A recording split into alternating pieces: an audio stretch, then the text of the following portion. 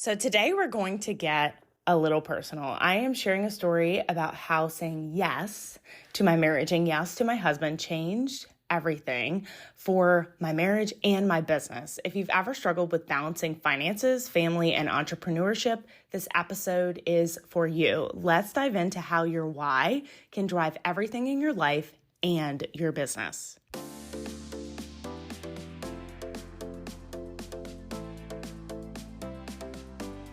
Hey y'all, Alyece Smith here, and welcome to the Socially Ausome Podcast, where we empower mompreneurs to implement simple social media strategies into their businesses and elevate their online presence.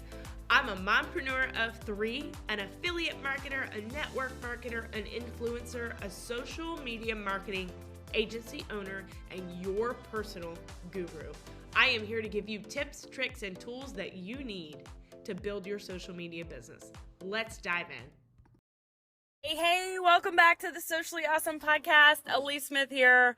Today we're going to get a little vulnerable, but I am going to share something with you, and I want you to, of course, listen. I mean, I wouldn't be recording this if I didn't want you to listen, but I want you to take this and go back and really dig a little bit deeper into your why. Right? Because your why drives everything in your business. You've heard that. I'm not the first person to tell you that. But I'm going to tell you what happened to me today. And, you'll kind of, I think it'll make more sense by the end of the episode. So there's a lot of content online, a lot of creators online that talk about wanting to be a yes mom. And not that I don't want to be. Obviously, I want to give my kids everything. But let's be real. In your life and your relationships, 9 times out of 10, everything revolves around the kids, right? And then when they graduate and they move out and you're empty nesters, it's just you and the spouse hanging out, right? So you got to like each other. You got to love each other. You got to have a relationship, right? So I'm driving home. I got a 3-hour drive home right now, and thought to myself, you know what? I don't really have that desire to be the yes mom. I mean, obviously that mom is there, right? I want to be able to give my kids things, but I really want to be a yes wife. And I want to tell you, just take it back a notch here. So my husband and I met when I was in college, sophomore in college, and he already had a really good job. He was not in school, but he made more money than I ever thought I would be able to make. And he worked in the oil field. So at that time when we met, he would be gone 2 weeks at a time. And he was home 2 weeks, gone 2 weeks, vice versa. Fast forward a few years later, he gets home with a new company and, basically doubles what he was making. So, now we're talking about way more money than I ever imagined, and ends up working 3 weeks. So he would be home 3 weeks, gone 3 weeks, home 3 weeks, gone 3 weeks. And it was just the lifestyle that we lived, right? But what happened was we had a lot of things throughout our marriage that have cost a lot of money. Infertility treatment, a lot of medical expenses that were unexpected, some other personal things that unfortunately were out of our control. They weren't optional, but they cost us thousands upon thousands upon thousands of dollars. And what happened was, even though there was a lot of money coming in, and yes, we probably overspent, there was a lot of money that was going out.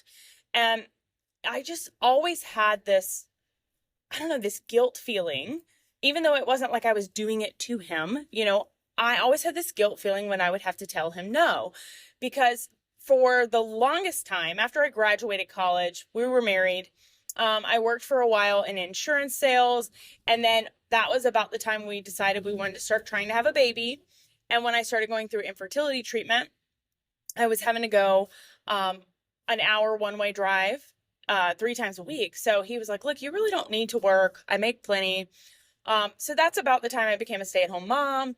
I did some part-time work, but never really I was not the one paying the bills. Let's just keep it at that. Okay. But I was the one that did the budgeting, paid the bills, did the bank statements, all those things. So even though it wasn't like I was doing it to him, I was always the one that had to say, no, we can't afford that right now. And I'm not sitting here, telling you that, we didn't live a great life. There were times that were really worse because during, COVID, obviously, for most people. And then even before COVID, the oil field is very volatile. So there there would be 6-month periods where he was laid off completely. And then I'm scrounging trying to get a job. And it was crazy. Long story short, for so many years, I had to say no to a lot of things.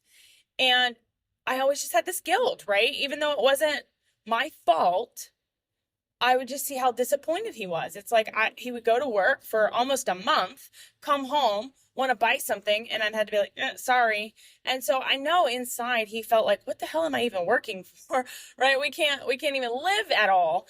And he never said that at all out loud, but you could just see the disappointment in his eyes, right?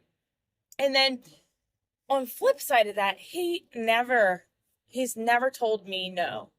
I'm not a very materialistic type person usually, but if I wanted a new pair of shoes or the fertility treatment, I wanted to do one more round, and obviously he wanted that baby too, but he could see I was just like, I know it's a lot more money, but I just one more shot, and that third shot brought us our baby Caden. So I'm so glad I did that.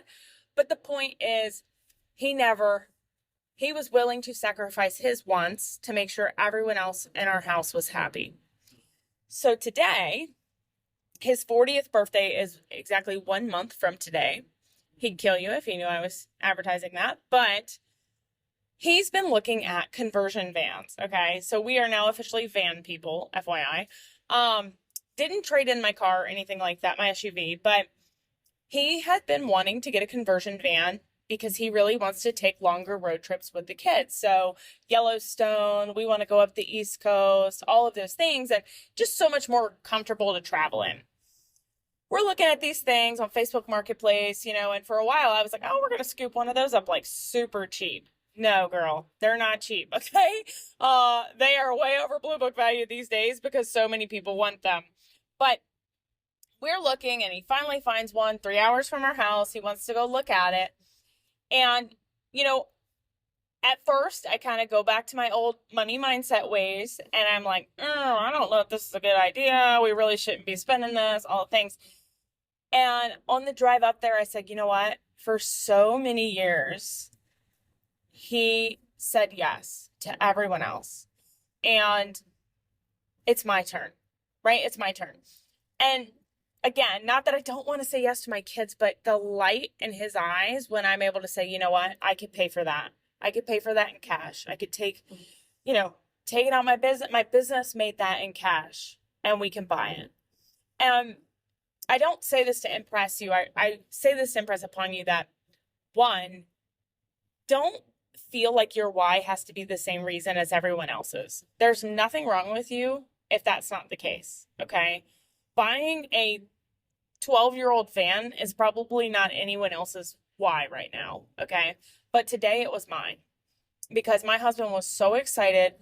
He's behind me somewhere driving that van and just so ready to get home and wash it and all the things. And he can't wait for us to take our family road trip. And that just gives me joy.